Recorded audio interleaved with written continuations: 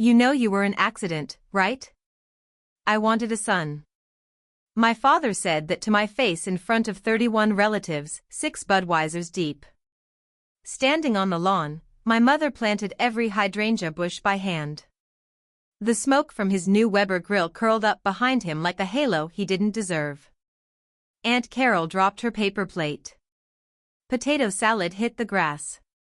31 heads turned. Nobody breathed. I didn't flinch. I said, "Funny, Mom told me something different before she died." "Want me to read her letter?" His hand started shaking. That letter held a truth my father had buried for 30 years. And it didn't just ruin his 4th of July. It undid every lie he'd ever told about my mother, about me, and about whose name was really on the deed to the house he called his. Before I go on, please take a moment to like and subscribe, but only if you genuinely connect with this story. And wherever you are right now, drop your location and local time in the comments. I'd love to know who's listening. My name is Myra. I'm 28.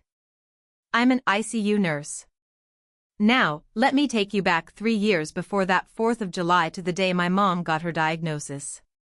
The house on Maple Lane was a white colonial with green shutters and a wraparound porch that creaked in 3 places my mother knew by heart. She'd step over the 2nd and 3rd boards every morning when she went out to water her hydrangeas barefoot before my father woke up. She moved through that house like someone trying not to be heard. I grew up thinking that was normal. My father, Rex Harper, had a leather lazy boy recliner in the living room, dark brown, cracked at the armrests, positioned dead center, facing the television. Nobody sat in it, not my mother, not me, not even Uncle Bill when he visited. It was understood. That chair was his throne, and the rest of us arranged ourselves around it. He controlled everything. The thermostat, 68 in winter, 76 in summer. And if you touched it, God help you. The remote, the grocery list, the dinner schedule. My mother cooked what he wanted when he wanted it and cleared the plates before he had to ask. She never had her own bank account. Her name wasn't on the checking account. She'd ask him for grocery money each Monday morning, and he'd pull bills from his wallet one at a time, counting them out loud like she was a cashier making change. I didn't realize that wasn't how other families worked until I was about 14 and spent a weekend at my friend's house and watched her mother swipe a credit card at Target without calling anyone first. The house itself was beautiful. My mother made it that way. The window boxes, the herb garden along the south wall, the porch swing she'd found at an estate sale. She poured everything she couldn't say out loud into that house. And my father called it his. My roof, my rules, he'd say if either of us had an opinion. You don't like it? There's the door. I didn't know yet what I'd eventually learn. That the roof wasn't his at all. Rex Harper was not a complicated man.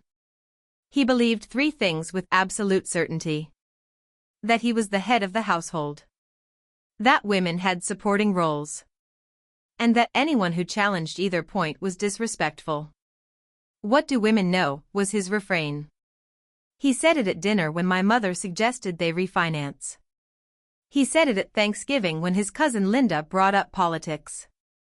He said it to me when I told him I'd been accepted into the nursing program at State. Nursing? So, you'll be emptying bedpans? Great career for a girl, I guess. My mother never argued. When he raised his voice, she'd go still.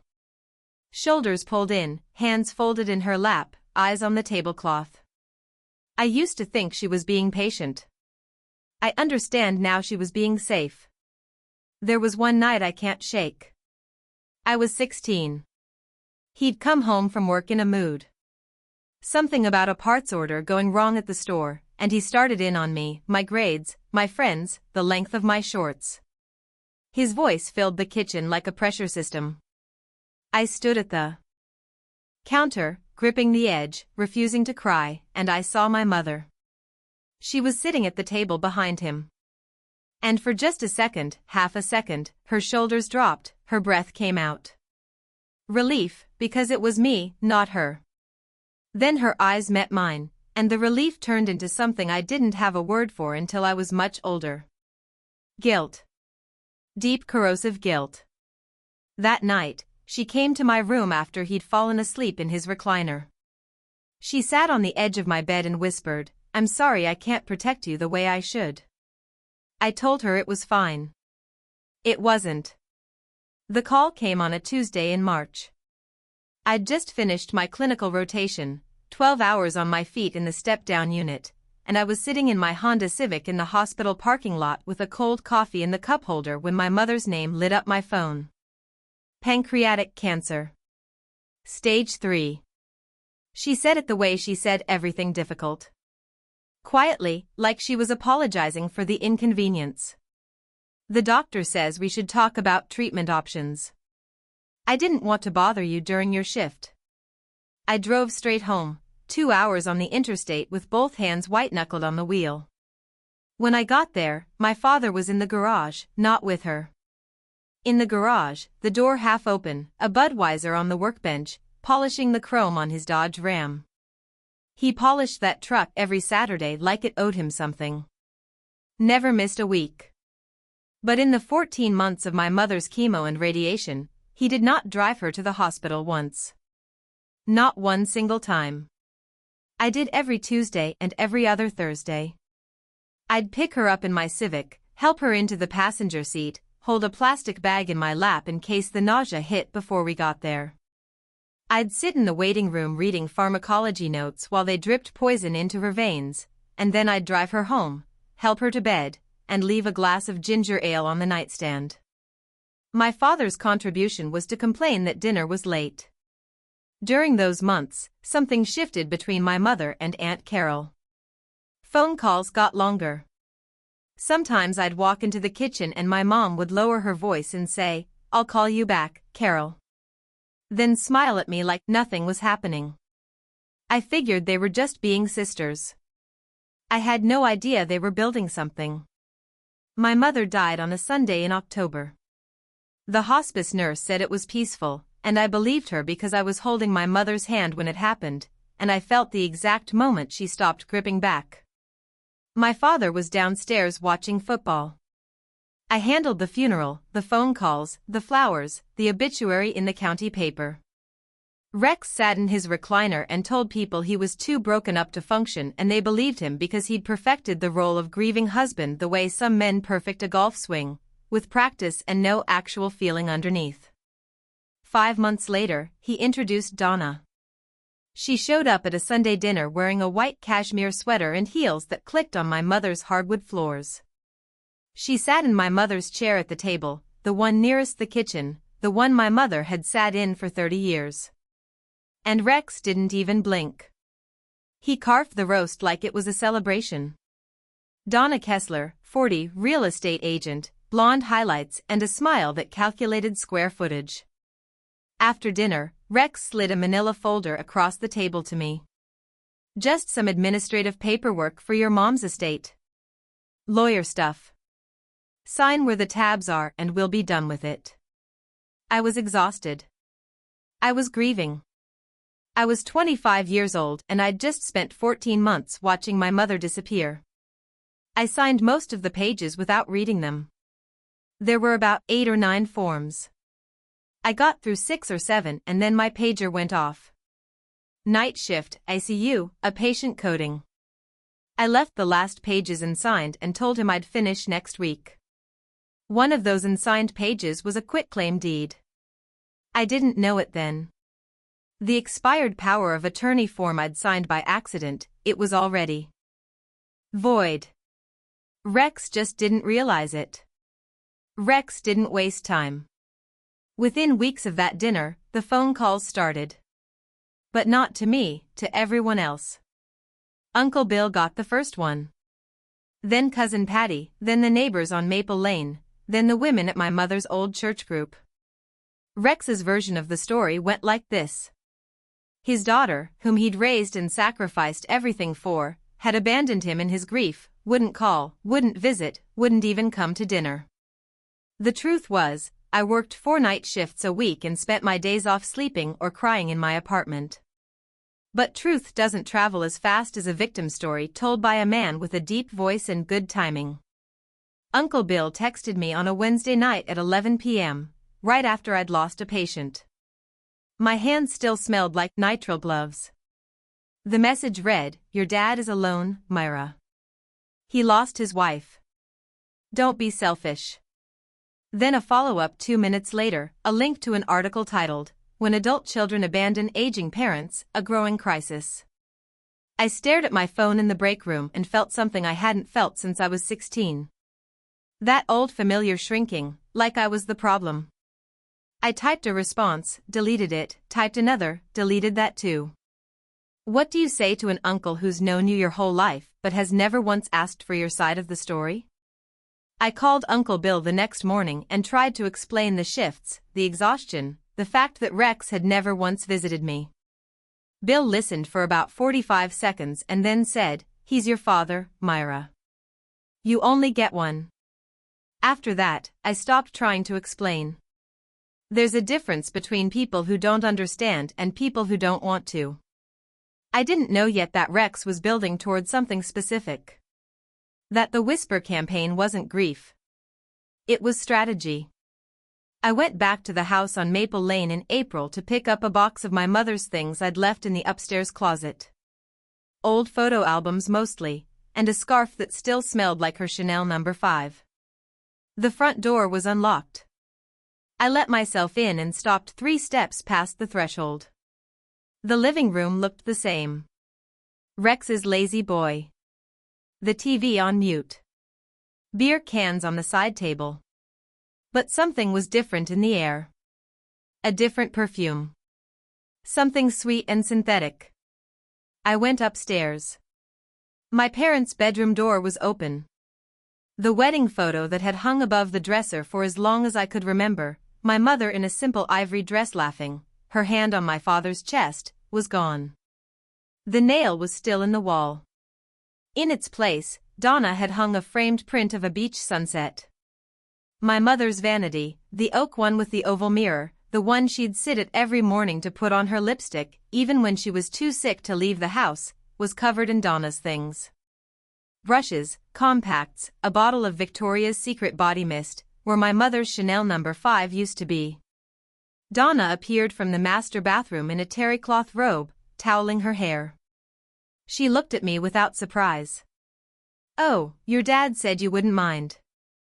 I heard Rex's voice from the bottom of the stairs. "Myra, quit snooping. This isn't your room anymore." I almost left. Almost just took my box and drove away. But I passed through the living room on the way out. And there on the coffee table, tucked under a TV guide, was a folder with a real estate logo on it. Donna's agency. Inside, a comparable market analysis for 414 Maple Lane.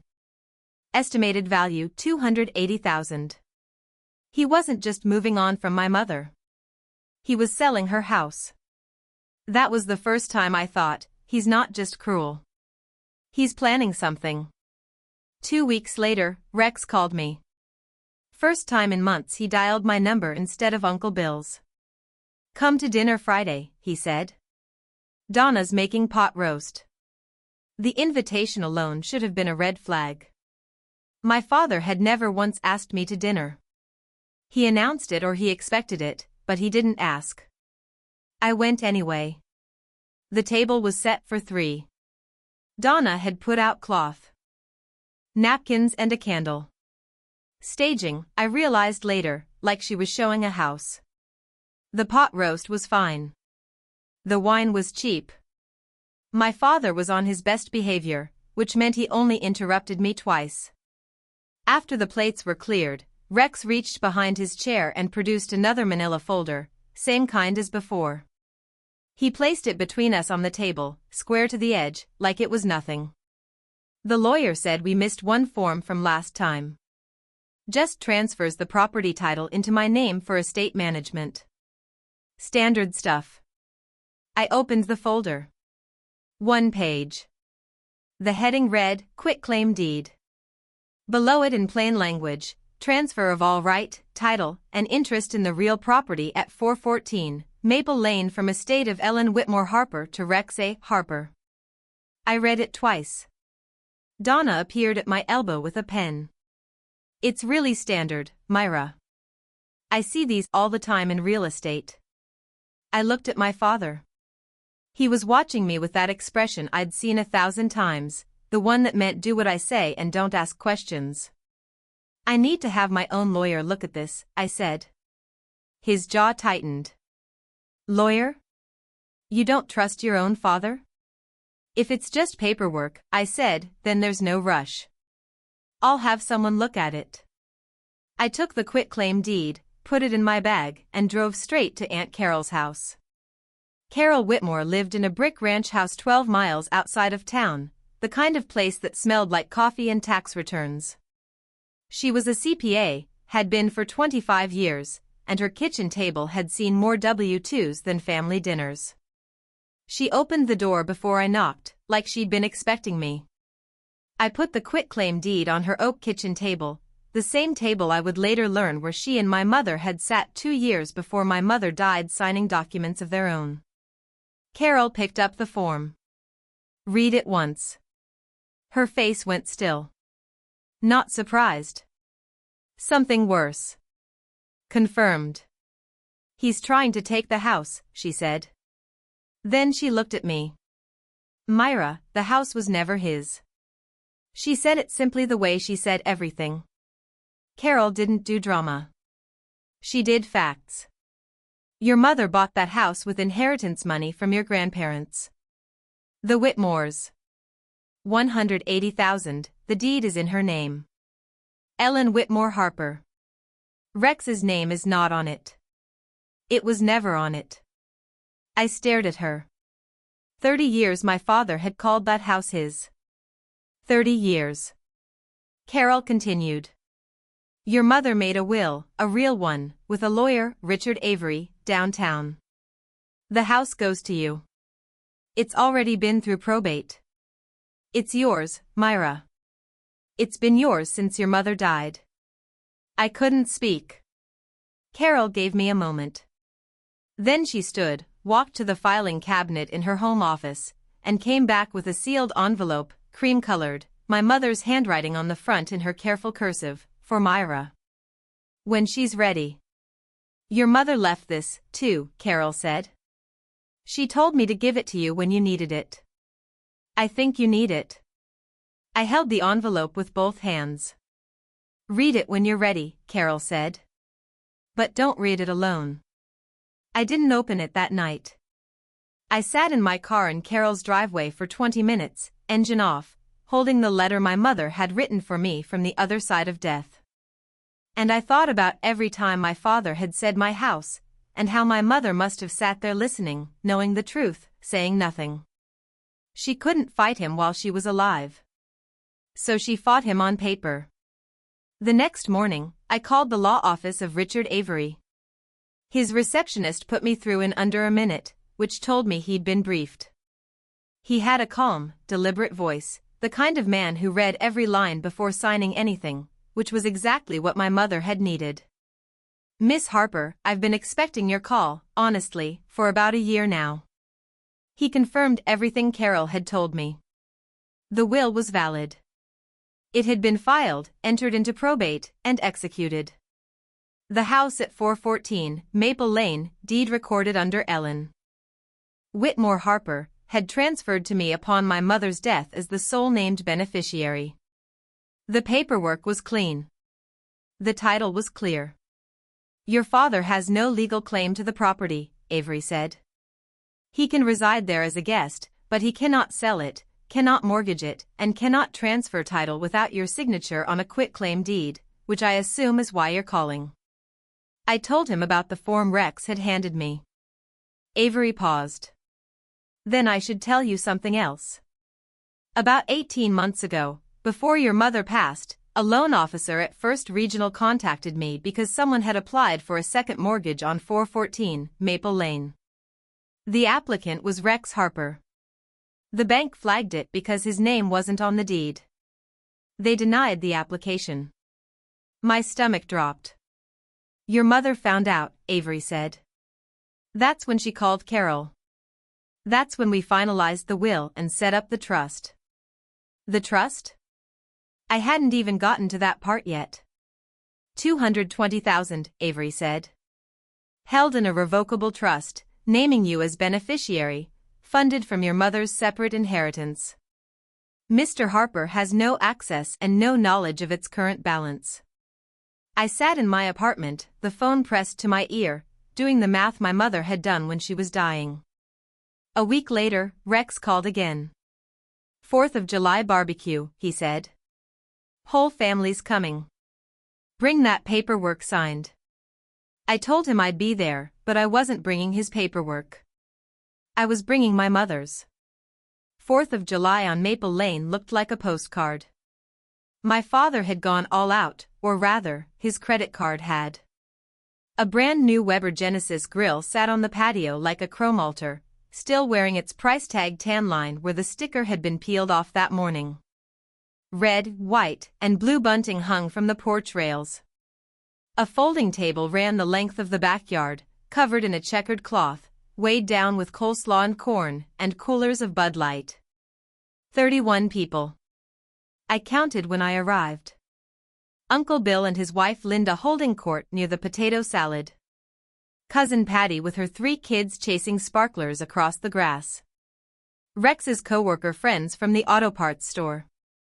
Neighbors, church people, the full arsenal of social pressure assembled on lawn chairs and picnic blankets under a cloudless sky. And Donna standing at the head of the table in a white sundress and new sandals, holding a glass of Prosecco, laughing at something Uncle Bill said, playing the hostess in my mother's yard beside my mother's hydrangeas, under the string lights my mother had hung 3 summers ago. I came straight from a 12-hour shift. I was still wearing my scrubs, seal blue, wrinkled at the knees, my badge clipped to my chest. I hadn't changed on purpose. Those scrubs were the only honest thing I could put on that day. Every person there knew what I did for a living. Every person there knew I'd been the one at my mother's bedside. The scrubs were my quiet reminder. Aunt Carol was already seated near the back, a paper plate balanced on her knee, sunglasses on. When I walked through the side gate, her eyes found mine immediately. She gave me one small nod. I had the envelope in my scrub pocket. Beside it, a folded copy of the will notarized and a printout of the recorded deed. My father saw me arrive. He saw my empty hands.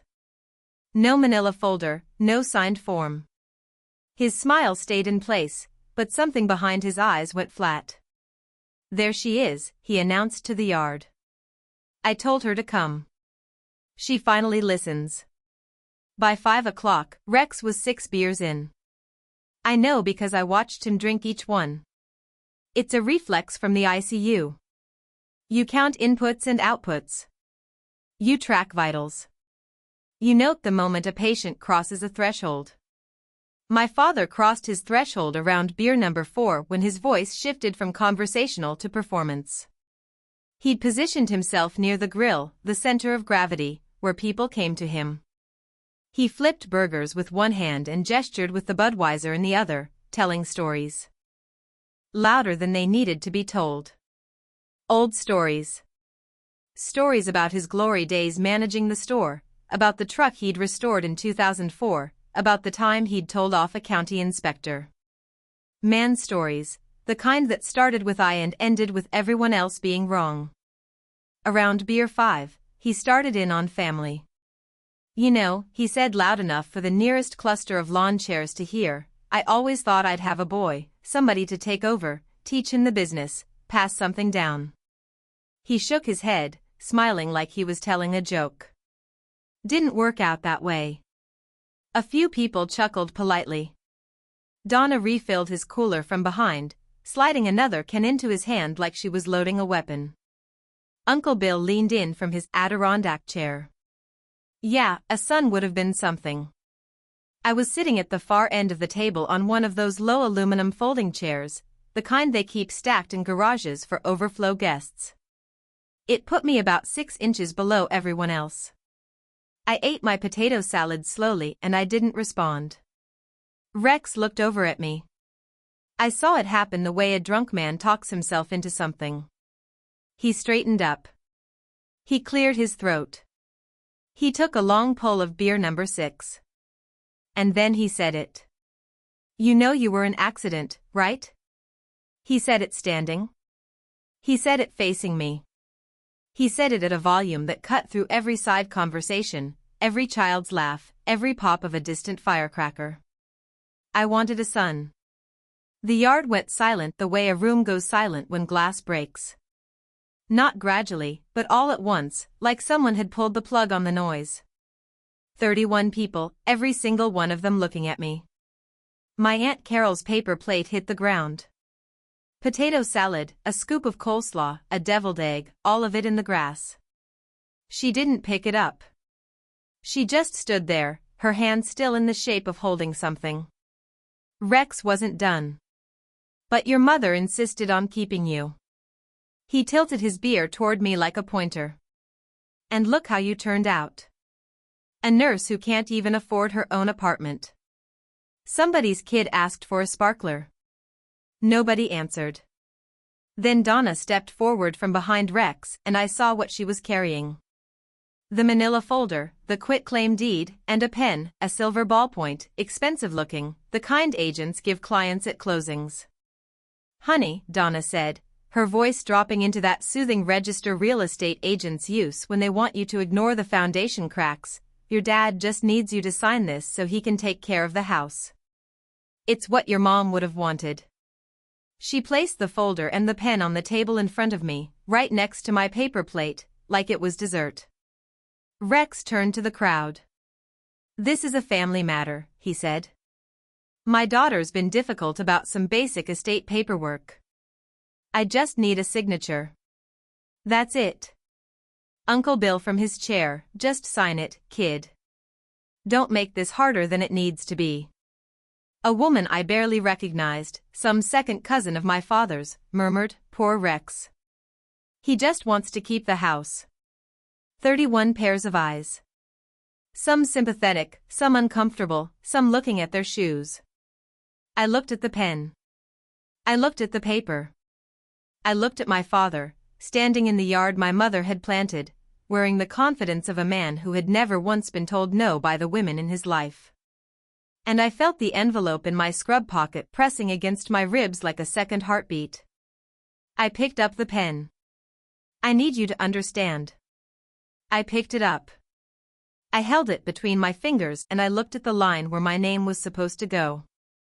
And for one terrible second, I understood my mother completely because this is what it feels like. This is what she lived with every single day. The weight of 31 stairs. The math your body does before your brain catches up. If I just sign, this stops. If I just agree, the silence goes away. If I just give him what he wants, I can leave and breathe and never think about this table again. I understood in that moment how my mother had spent 30 years saying yes to a man who never deserved it. Not because she was weak, because the cost of no was a room full of people deciding you were the problem. Rex watched me hold that pen and I saw it, a flicker of victory in his eyes. He thought he had me. He thought the pressure and the crowd and the beer-soaked cruelty had done what it always did. Don't embarrass me in front of the whole family, Myra, he said quieter now, leaning in. Almost gentle the way he'd say it to my mother when she hesitated. A cousin shifted in his lawn chair. Someone's toddler whined. The charcoal in the grill popped. I held that pen for 5 full seconds. And then I put it down. I set it on the table parallel to the quitclaim deed. Precisely and deliberately the way I set instruments on a surgical tray. No one word. No volume behind it. No tremor. Just the flattest, cleanest syllable I'd ever spoken. Rex blinked. Excuse me? I'm not signing this. Not today. Not ever. The yard stayed silent, but the quality of the silence changed from shock to something else. Anticipation. My father's face went the color of the charcoal in his grill. Not red with embarrassment. Red with fury. The kind I knew from childhood. The kind that used to make my mother disappear into the kitchen and close the door softly behind her. You ungrateful, he caught himself, recalibrated, looked at the crowd, then back at me. You're just like your mother, useless and stubborn. He said it louder than he needed to because Rex always needed witnesses when he was right. Your mother didn't leave anything behind worth talking about. A vanity table and some dead flowers. That's her legacy. And you? He jabbed a finger in my direction. You're standing here making a scene because you can't bring yourself to do one simple thing for the man who raised you. Donna touched his arm. Rex, maybe we should quiet, he shook her off without looking at her. Donna's hand dropped. She took a half step back. Uncle Bill sat motionless in his Adirondack chair. Cousin Patty pulled her youngest onto her lap. A neighbor I'd known since childhood found something fascinating in his coleslaw. Rex wasn't done. He never was. He'd built a lifetime on having the last word. And he must have felt it slipping because what he said next was the thing he should never have said. He looked right at me and his voice dropped to that register, the one that pretended to be calm but was really just cruelty in a lower key. Your mother was too weak to do anything right, including raising you. The yard was so quiet I could hear the flag snapping on the pole 2 houses down. That was the line. Not what he'd said about me. I could carry that. I'd been carrying it for 28 years. But he said it about her, the woman who spent her last months alive making sure I'd be standing exactly here, exactly now, with exactly what I needed. He said it about my mother. And something in me locked into place. I stood up, not fast, not angry. I stood up the way I stand up at a patient's bedside when their vitals are crashing. Steady, controlled, already 3 steps ahead. I pushed the quitclaim deed across the table toward Rex. The paper slid over the checkered cloth and stopped against a bowl of baked beans. I'm not signing this, I said. Not today, not ever. Rex's mouth opened. For a man who always had something to say, he suddenly looked like he was buffering. And I'd be careful about what you say next about my mother. His eyes narrowed. Or what? I reached into the chest pocket of my scrubs, the one over my heart, where I usually kept a pen light, and I pulled out a cream-colored envelope, handwritten, sealed until 2 nights ago when I'd finally opened it at Aunt Carol's kitchen table with a cup of tea and a box of tissues. I held it up so the whole yard could see it. Funny, I said. Mom told me something different before she died. Rex's eyes locked on the envelope. I could see him trying to calculate. What was it? What did she write? What could she possibly have said? Want me to read her letter? The yard held its breath. Rex's right hand, the one holding the Budweiser, started to tremble. Not a lot, just enough. The aluminum can made a tiny crinkling sound in the silence. He knew. He didn't know what was in it, but he knew his wife, and he knew that a woman who'd been silent for 30 years doesn't write a letter unless she has something to say. I didn't wait for permission. I slid my finger under the flap. It had already been opened and resealed with a piece of tape from the night I'd first read it at Carol's, and I unfolded the pages. 3 sheets of cream stationery, front and back, in my mother's careful cursive.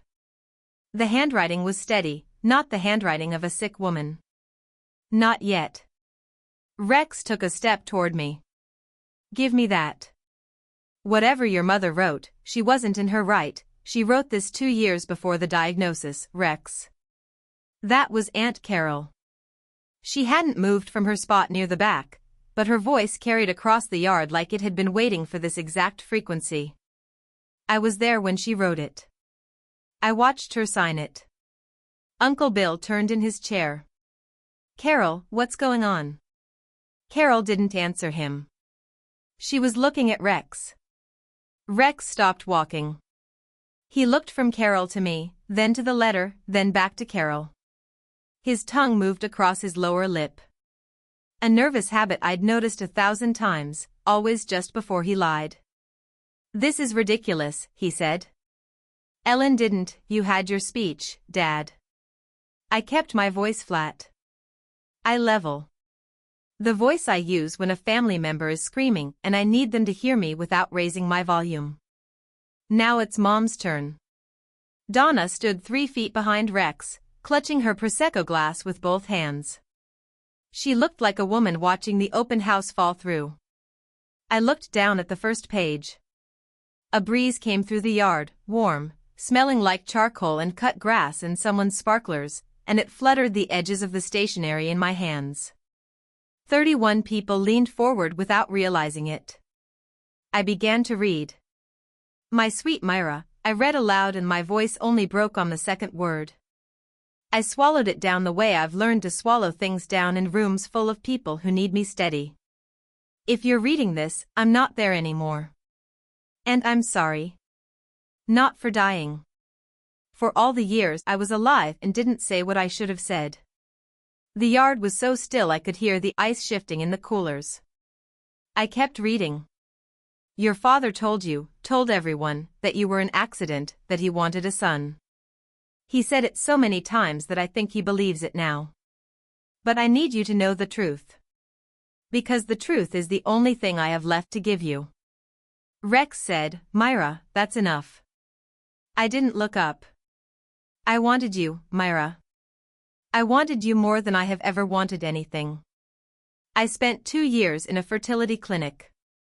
2 years of progesterone injections every week, blood draws every month, appointments I drove to alone because your father said it was a waste of money. He didn't want a child, not a son, not a daughter. He said we couldn't afford it. He said he wasn't ready. He said, and these are his exact words, kids are a money pit. I'd rather buy a boat." A ripple went through the crowd. Cousin Patty put her hand over her mouth. Uncle Bill sat forward in his chair. "When I finally got pregnant, I continued," he said, "fine, but if it's not a boy, don't expect me to be excited. And then you came. You came and you were everything." I paused, breathed. Rex's face was a color I'd never seen before. Not anger, not embarrassment.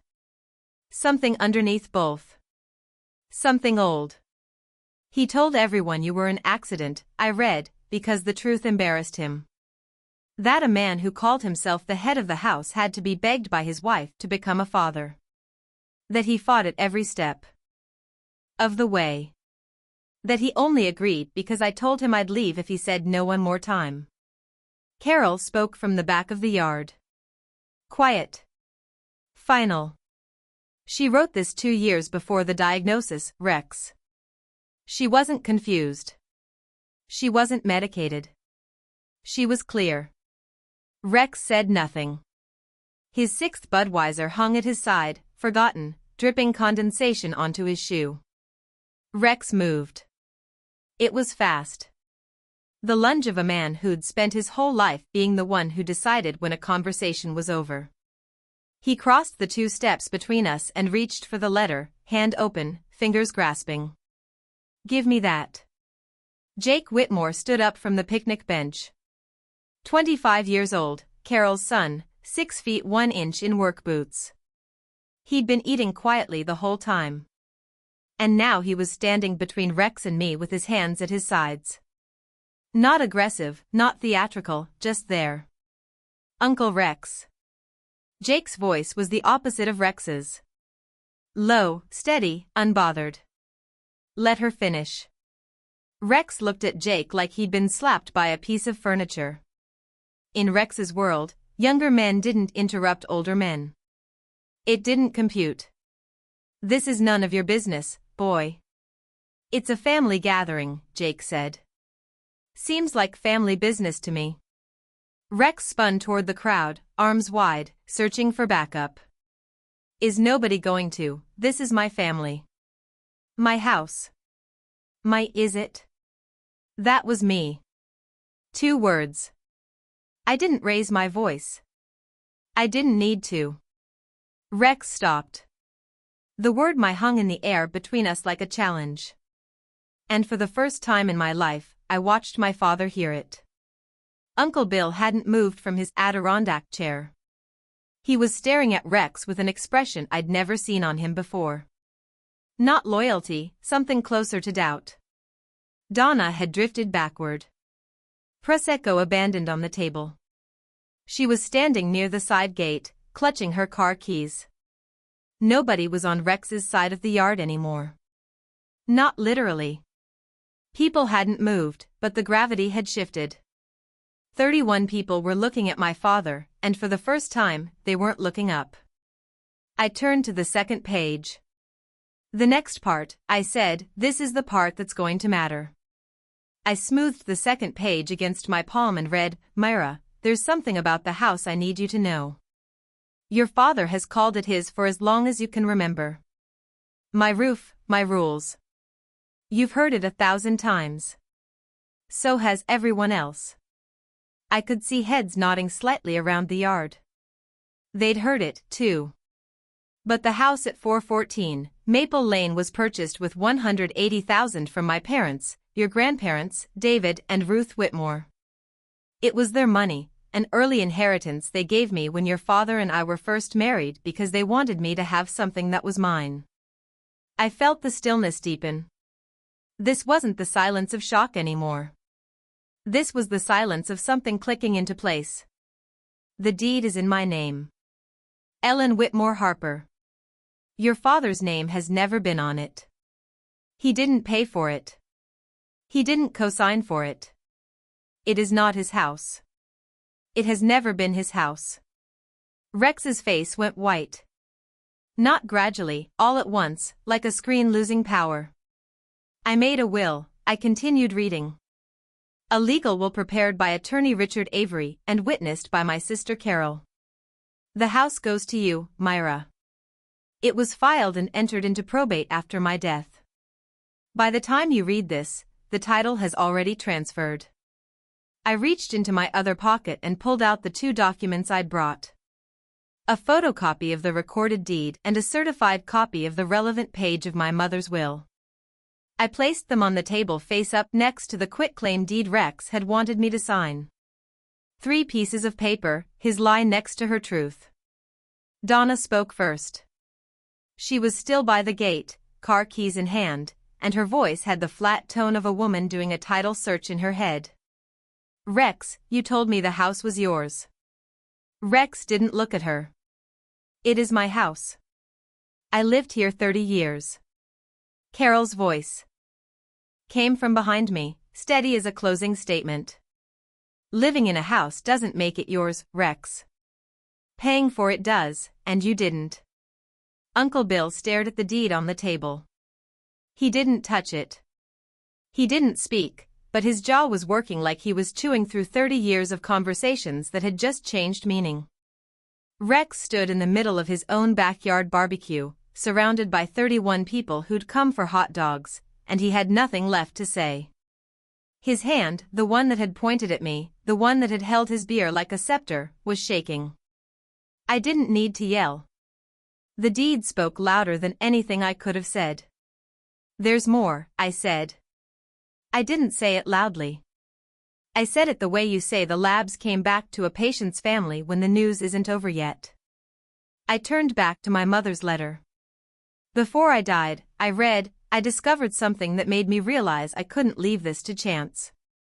Your father applied for a second mortgage on our home, a home he does not own. Through First Regional Bank, the loan officer called our family attorney because Rex's name wasn't on the deed. The application was denied. I looked up. Rex was staring at me like I was reading his autopsy report while he was still alive. That's when I knew, I read. That's when I called Carol. That's when we went to see Richard Avery and made everything official. The will, the trust, this letter. Because if your father would try to borrow against a house he doesn't own while I was alive, I had no doubt he'd try to take it from you after I was gone. I set the letter down. The yard processed it in waves. First, the closer relatives. Uncle Bill pressing his fingers to the bridge of his nose. Cousin Patty whispering something to her husband. Then the outer ring. The neighbors exchanging glances. The church ladies going very quiet. And then Donna.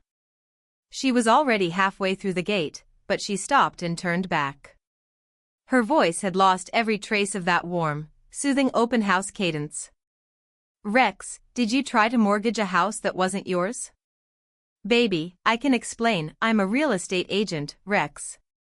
She held her car keys like a verdict. I know what fraud looks like. The gate clicked shut behind her. A moment later, an engine turned over in the driveway and tires rolled across gravel, and Donna Kessler was gone. Rex watched the gate for a long 3 seconds. Then he sat down in his lawn chair like somebody had cut his strings. There was 1 page left. I almost didn't read it.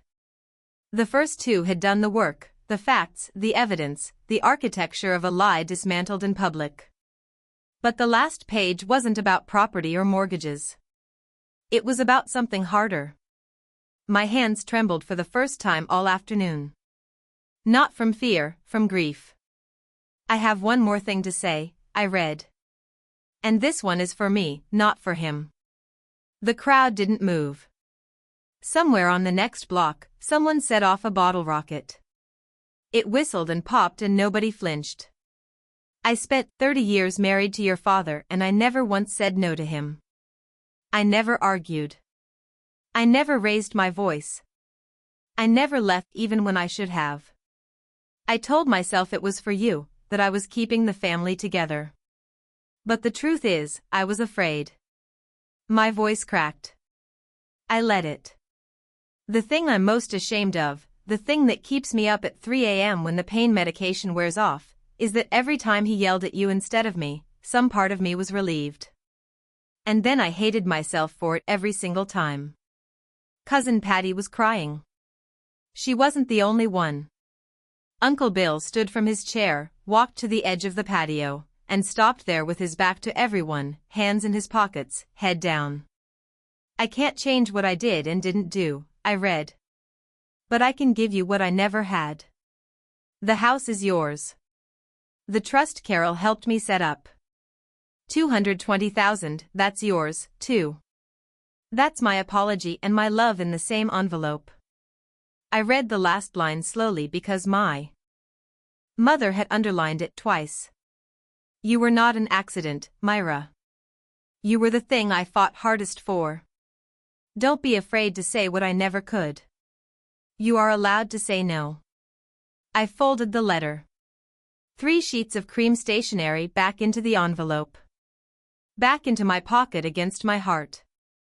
Rex sat in his lawn chair with his 6th beer leaking onto the grass beside him, surrounded by 31 people who could no longer look him in the eye. He didn't say a word. For a long moment, the only sounds were the flag 2 houses down and a dog barking somewhere on the next street. The grill was still smoking. The food was still out. The string lights my mother had hung were starting to glow against the early evening sky. Nobody left. Nobody spoke. It was like the whole yard was holding its breath, waiting to find out what kind of family they were going to be now. Rex looked around. He turned his head slowly, searching for the faces that had always been on his side. The people who'd nodded when he said my house. Who'd laughed when he said I wanted a son. Who'd texted me to call him more. Nobody met his gaze. The second cousin who'd murmured poor Rex 10 minutes earlier was sitting with her plate in her lap, staring at the grass. Her eyes were red. Rex tried. You're all going to believe a dead woman over me. It landed like a stone in a pond. Ripples, then silence. Nobody answered. Jake said from the picnic bench without heat, we're going to believe a notarized will and a property deed, Uncle Rex. Carol walked forward, stopping beside me. She didn't touch me, but I could feel her steadiness like a wall. Rex, she said, Richard Avery has all the original documents. I'd suggest you contact your own attorney. A pause. You're going to need one. I gathered the papers from the table, the deed, the will, the unsigned quitclaim, and stacked them neatly. I tucked the letter back into my scrub pocket. I pushed in my chair. Then I said the last thing I was going to say to my father at that table. I'm not selling this house. I'm not signing anything. And I'm not asking for your permission. I looked at him once more, the man in the lawn chair in the yard he didn't own holding the authority that no longer worked. He looked smaller than I'd ever seen him. Not pitiable, just accurately sized for the first time. I walked out through the side gate. Carol and Jake followed. Behind me, 31 people sat with their paper plates and their sparklers and the ruins of a story they believed for 30 years. Here's what happened next, because I know you're wondering. Richard Avery sent a formal letter to Rex the following Monday. Certified mail, return receipt requested. It stated in plain legal language that the property at 414 Maple Lane was owned by Myra Ellen Harper, pursuant to the last will and testament of Ellen Whitmore Harper, that the decedent estate had been fully administered through probate, and that Rex A. Harper was occupying the property without legal right. He was given 60 days to vacate. Standard by the book, no theatrics. Rex didn't hire a lawyer. I don't think he could afford one. The credit card debt alone was $38,000. I learned this later from Uncle Bill, who'd seen a statement on Rex's kitchen counter. Add the auto loan on the Dodge Ram, plus whatever he'd spent on the Weber Grill and Donna's dinners, and the life of a man pretending to be richer than he was, and there was nothing left. The house he'd tried to sell, estimated at $280,000 by Donna's own market analysis, had never been his to sell. The second mortgage he tried to take out had been denied because his name wasn't on the deed. The quitclaim deed he tried to get me to sign would have been the only way to make any of it work, and I hadn't signed it. His entire plan had depended on one thing, his daughter being too afraid to say no. Donna stopped answering his calls within a week. Blocked his number by the end of the month. I have no ill will toward Donna. She was looking for a man with assets, and Rex had presented himself as one. That's not love, but it's also not my problem. The trust my mother had set up held $220,000, enough to pay off my student loans, establish an emergency fund, and still have money left over for the future. My mother had planned this from a hospital bed while Rex was in the garage polishing his truck. She was in the kitchen with Carol building a firewall out of ink and notary stamps. Uncle Bill called me 2 weeks after the barbecue. I was sitting on the porch of the Maple Lane house, my houses drinking coffee and watching the hydrangeas catch the morning light, and his name appeared on my phone. My first instinct was to let it ring. The last time Bill had reached out, it was to call me selfish and send me an article about bad daughters. I picked up anyway. He was quiet for a long time. Then, I owe you an apology, kid. I waited. I believed everything he told me.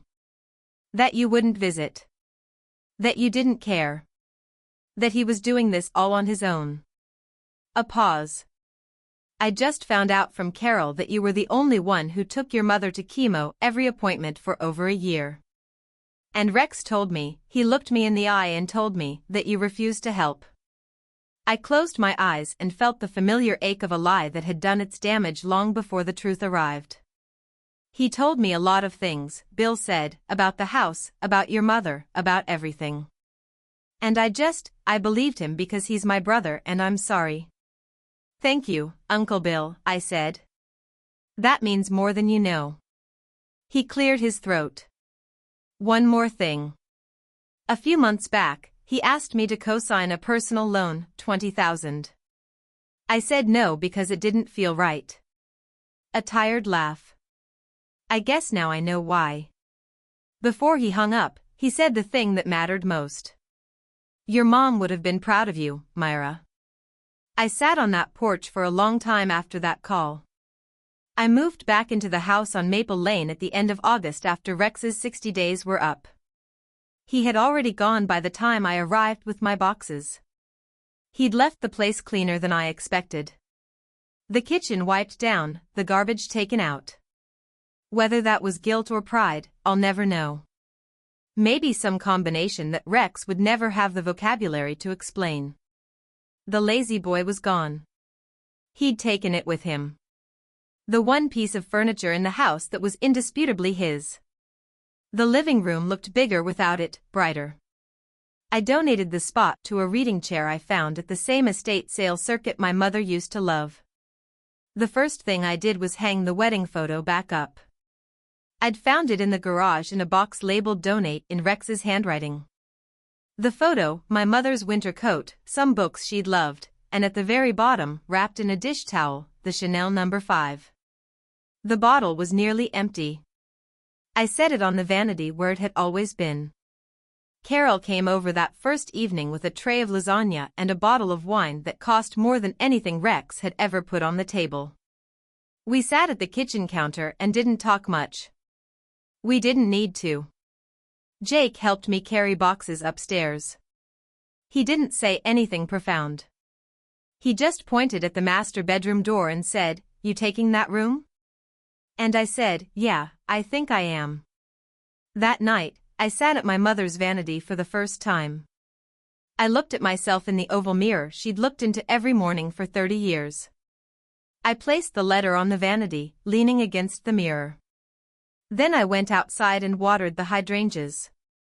I lived in my mother's house, not my father's house, hers, and now mine. Sometimes I wonder what would have happened if I'd signed that paper at the barbecue. If I'd folded the way he expected, the way my mother always had. If I'd become her for one more generation. And then I think she wrote that letter so I wouldn't have to be. She spent her last good months making sure I'd have the ground to stand on and the proof to back it up. Is there someone in your life you've been afraid to say no to? Someone who's been telling your story for you louder than you can tell it yourself? I'd love to hear about it in the comments. 6 months after the barbecue, I got an update on Rex from Uncle Bill. He had moved into Bill's spare bedroom. He was working extra shifts at the auto parts store. Still assistant manager, still resentful about it. But now without the safety net of a house he'd never owned to fall back on. Bill said Rex spent most evenings in the spare room watching TV on a small screen he'd brought from Maple Lane. He didn't talk much about the barbecue. He didn't talk much about anything. Donna had blocked him on everything. Phone, email, social media. She'd moved on to a new listing and presumably a new man with a verified deed. I can't say I blamed her. Rex hadn't called me, not once in 6 months. I hadn't called him either, but I wanted to be clear about something. I didn't tell him he could never reach out. I didn't slam a door. I said what I'd needed to say and then I waited. If he calls, I told Carol one Sunday over coffee, I'll answer. But he has to start with the truth. The real truth, not the Rex Harper version. Carol nodded. And if he doesn't call, then that's his choice. I meant it. I was at peace with both outcomes. The one where my father found the courage to be honest for the first time in his life, and the one where he didn't.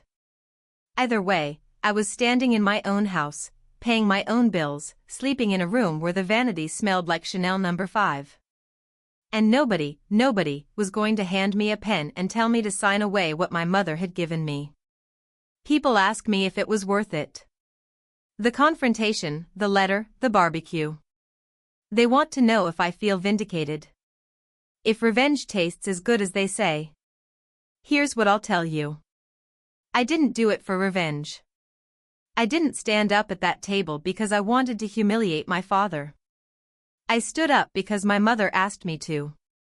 Not in those words, but in every word she wrote in that letter. She asked me to be the woman she couldn't be.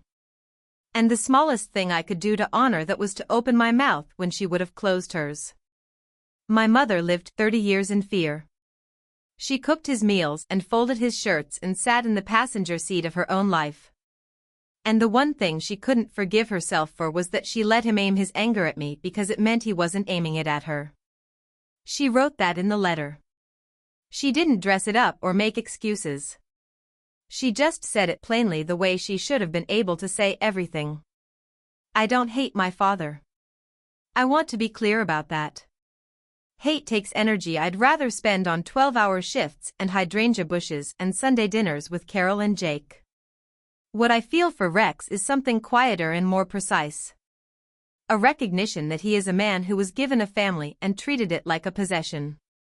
And when the receipts came out, he had nothing in his name. I learned something that 4th of July. Boundaries aren't selfish. Silence isn't always peace. And the people who tell you to keep the family together are usually the ones who aren't being torn apart by it. My mother taught me all of this. She just had to die first to say it out loud. And I think that's the part that hurts the most. This morning before my shift, I went out to water the hydrangeas. It was early, 6 a.m., the light still thin and blue, the street quiet. I stood in the yard in my bare feet the way my mother used to, stepping over the second and third porch boards out of habit, even though I'd fixed them both in September. She planted those bushes the first spring after they moved in. Rex wanted to pull them out, said they took up too much of the yard, that he wanted space for a grill and a horseshoe pit. My mother said no. One of the only times she did. She stood in the garden with dirt on her knees and a trowel in her hand and said, "These stay." And they stayed for 30 years. Through every argument. And every silence and every time Rex said my house in front of company, those hydrangeas kept blooming, blue and purple and stubborn and alive. I think about that a lot. How my mother lost almost every battle in that marriage except the flowers. How she picked the one thing she was willing to fight for and held on to it with both hands in the dirt. She couldn't keep herself safe, but she kept the hydrangeas, and she kept the deed, and she kept the letter. I turned off the hose and stood in the yard, my yard. The house glowed white behind me in the early light. If you asked me whether what I did was revenge, I'd say, no, it wasn't revenge. It was a promise my mother made me keep. I think she'd like that. That's my story. Thank you for staying until the end. I know it was a long one, and I know some parts were hard to hear. They were hard to tell. If anything in this story felt familiar, if you've sat at a table where someone tried to make you small, if you've held a pen over a paper you knew you shouldn't sign, if you've loved someone who couldn't protect you and forgave them anyway, I'd like to hear about it. The comments are open and I read every one. If this story meant something to you, please take a moment to hit like and subscribe. Not for the algorithm, for the next person who needs to hear that it's okay to say no to someone who raised you. And if you haven't had enough yet, there's another story linked in the description about a woman whose family tried to erase her seat at the Thanksgiving table. She didn't have a letter from her mother. She had something else.